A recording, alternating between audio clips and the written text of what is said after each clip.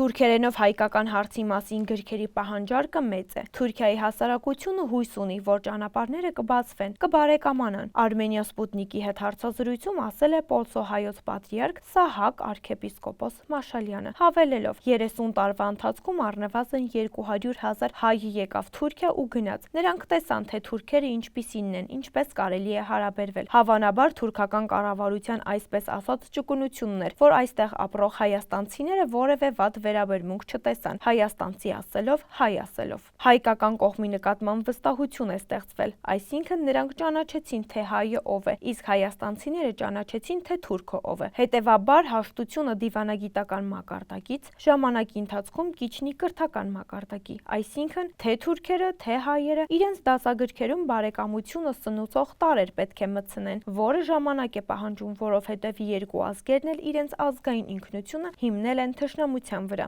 Այսինքն, եթե Հայաստանում մեկին թուրք ես ասում, դա կռվի պատճառ է։ Այստեղ էլ եթե երկու թուրք կռվում են, մեկը մյուսին էրմենի, այսինքն հայ է ասում, նրանք էլ վատ են ընդունում։ Մենք պետք է բարեկամությամբ տասնյակ տարիներ ապրենք, որպեսզի այն հեքիաթ դառնա։ Մենք թուրքերի հետ միասին ապրելու հազարամյա փորձ ունենք։ Ուրեմն այս 1000 տարիների ընթացքում միշտ վատ բաներ չեն եղել, չէ՞։ Լավ բաներ են եղել, եւ այդ լավ բաները պետք է առաջին պլան մղել։